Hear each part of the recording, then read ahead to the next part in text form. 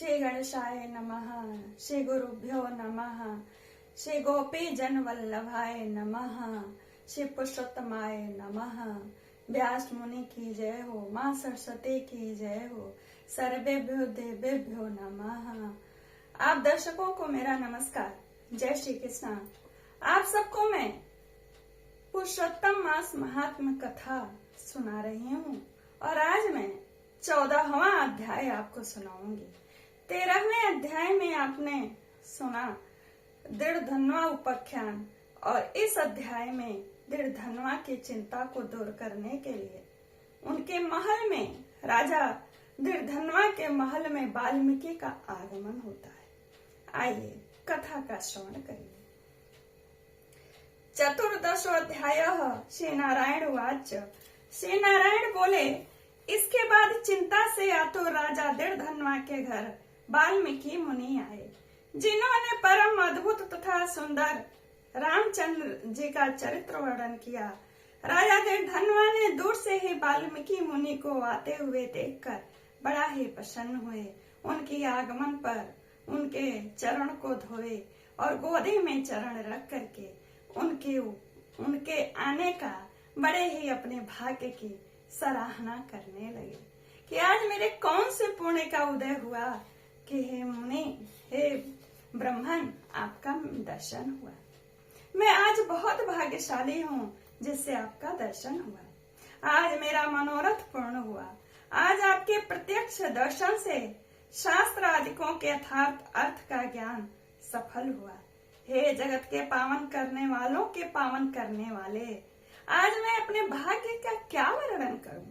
श्री नारायण बोले। इस तरह वाल्मीकि मुनि को कहकर वह राजा दृढ़धन्वा मौन हो गया। बाद में वाल्मीकि मुनि उस राजा को विनय युक्त देखकर बड़े प्रसन्न हुए और जनता को आनंदित करते हुए बोले। वाल्मीकि मुनि बोले, हे नृपश्रेष्ठ, ठीक है, ठीक है, तुम में उक्त प्रकार की सब बातों का होना संभव है। हे राजन, तुम चिंता से आतुर क्यों हो, सो सब मन की बात कहो। ऐसा मालूम पड़ता है कि तुम्हारी कुछ कहने की इच्छा है, इसलिए हे महामते उसे कहो। राजा दृढ़धन्वा बोला, आपके चरण कमल की कृपा से हमेशा सुख है, परंतु हे विद्वान, हमारे हृदय में एक बड़ा संदेह उत्पन्न हो गया है। वन में होने वाले शुक पक्षी के मुख से निकले हुए बाण के समान उस वचन को दूर करें। किसी समय मैं शिकार खेलने के लिए वन में गया था। मुझे बहुत प्यास लगी तो एक तालाब, समुद्र की तरह तालाब था, उसके किनारे मैं पानी जाकर के जल पिया और वहीं एक घना वट वृक्ष था, उसी के नीचे बैठ करके मैं आराम करने लगा। तभी एक शुक पक्षी मनुष्य की तरह वाणी बोलते हुए और मेरे को ही संबोधित करके एक वाक्य बोला और वह पक्षी एक श्लोक पढ़ा कि इस पृथ्वी पर विद्यमान अतुल सुख को देखकर तू तत्व का चिंतन नहीं करता तो इस संसार के पास कैसे जाएगा। मैं इस प्रकार शुक पक्षी के वचन को सुनकर विस्मित हो गया। हे ब्राह्मण, मैं नहीं जानता उस शुक पक्षी ने क्या कहा। इस हमारे हृदय में संदेह को आप दूर करने के योग्य हैं। हमारा राज्य सुख तथा सुंदर 4 पुत्र, सुंदर पतिव्रता स्त्री, हाथी घोड़ा रथ सेना। हे ब्राह्मण, यह सब अतुल समृद्धि इस समय हमें किस पुण्य से प्राप्ति हुई है, इसका भी मुझे जानने की इच्छा है। प्राणायाम करके वाल्मीकि मुनि जब उसके वचन सुने तो प्राणायाम करके एक मुहूर्त तक ध्यान में मग्न हो गए। हाथ में रखे हुए आंवला के फल के समान विश्व संसार के भूत भविष्य और जो वर्तमान विषय है उनको हृदय में समाधि के बल से जानकर और निश्चय कर राजा से बोले। उनके हथेली पे जैसे आंवला का फल हो वैसे विश्व था। वाल्मीकि मुनि बोले, हे राजाओं में श्रेष्ठ, अपने पूर्व जन्म का चरित्र अब तुम सुनो, जिसका तुम्हें बड़े ही आतुरता से जानने की इच्छा है। राजन, पूर्व जन्म में आप द्रविड़ देश में ताम्रपर्णी नदी के किनारे वास करने वाले सुबदेव नामक ब्राह्मण थे। धार्मिक, सत्यवादी, जो मिल जाए उतने में ही संतोष करने वाले, वेदा अध्ययन में संपन्न, विष्णु भक्ति में परायण रहा करते थे। अपने अग्निहोत्र आदि यज्ञों के द्वारा भगवान हरि को प्रसन्न किया। इस प्रकार रहते हुए तुम्हारी गुणवती स्त्री थी। वह गौतम ऋषि की सुंदर कन्या गौतमी नाम से प्रसिद्ध शंकर की सेवा में तत्पर पार्वती के समान तुम्हारी प्रेम से सेवा करती थी। गृहस्थाश्रम में धर्म पूर्वक वास करते हुए बहुत समय बीत गया और उस ब्राह्मण को कोई संतति नहीं थी।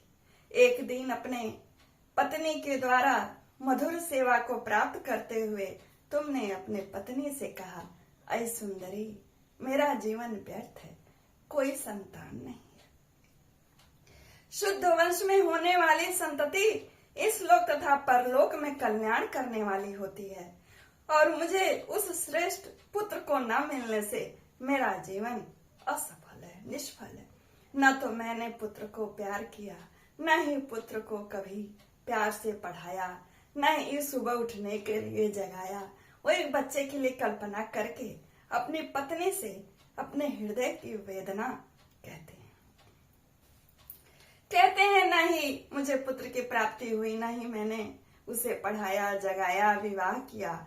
मेरा जीवन व्यर्थ है, मेरे को आयुष प्रिय नहीं है। इस प्रकार वह पत्नी अपने प्रिय के वचन को सुनकर बहुत दुखी हुई और अनेक कथाओं को सुनाकर उन्हें समझाने की कोशिश करती है। कहती है गौतमी, वो खिन्न भी हो गई थी उनके इस दुख के कारण। कहते हैं कि धैर्य धारण करते हुए प्रिय वचन अपने पति को बोली कि अब इस तरह हे प्राणेश्वर, अब इस तरह तुच्छ वचनों को न कहिए। आपके समान भगवत भक्त विद्वान लोग मोह को प्राप्त नहीं होते। हे विभो, आप सत्य धर्म में तत्पर रहने वाले हो, अपने स्वर्ग को जीत लिया है। हे सुव्रत अर्थात हे सुंदर व्रत करने वाले, आप जैसे ज्ञानी को पुत्रों से सुख की प्राप्ति की कैसी इच्छा, अर्थात ज्ञानी पुरुष पुत्रों से होने वाले सुख की इच्छा नहीं करते हैं, अपितु ब्रह्म की करते हैं। हे ब्राह्मण, पहले चित्रकेतु नामक राजा पुत्र शोक से संतप्त हुआ, तब नारद और अंगिरा ऋषि के आने पर पुत्र शोक से मुक्त संसार से उद्धार हुआ उसका। इसी प्रकार राजा अंगमेन नामक दुष्ट पुत्र के कारण रात्रि के समय वन को चला गया। इस तरह हे स्वामी, आपको भी संतति दुख देने वाली होगी, इसलिए आपको प्राप्त नहीं है। फिर भी हे तपोधन, यदि आपको सतपुत्र की लालसा है तो प्रसन्नता के लिए जगत के नाथ हरे की आराधना करें। हे ब्राह्मण, पहले सांख्याचार्य कर्दम ऋषि ने जिनकी आराधना करके कपिल ऋषि को प्राप्त किया, कपिल ऋषि उनको पुत्र के रूप में प्राप्त हुए। ब्राह्मण श्रेष्ठ इस प्रकार अपनी धर्म पत्नी के वचन को सुनकर तथा निश्चय कर उस अपनी गौतमी स्त्री के साथ ताम्रपर्णी नदी के तट पर गया। बाद वहां जाकर उस पवित्र तीर्थ में स्नान कर अत्यंत श्रेष्ठ तप करता भया। 5 दिन के बाद सूखे पत्ते तथा जल का आहार करते थे। इस प्रकार तप करते उस तपोनिधि सुदेव ब्राह्मण को 4000 वर्ष व्यतीत हो गए। हे ब्राह्मण, उसके इस तपस्या से तीनों लोग कांप उठे। भक्त वत्सल भगवान उस सुदेव ब्राह्मण की अत्यंत उग्र तपस्या को देखकर जल्दी से गरुड़ पर सवार होकर प्रकट हुए। श्री नारायण बोले, नवीन मेघ के समान जगत की रक्षा करने में समर्थ 4 भुजा वाले प्रसन्न मुख मुरारी को देखकर सुदेव शर्मा ब्राह्मण हर्ष के साथ मुकुंद भगवान को साष्टांग प्रणाम करता हुआ उनके चरणों में गिर पड़ा।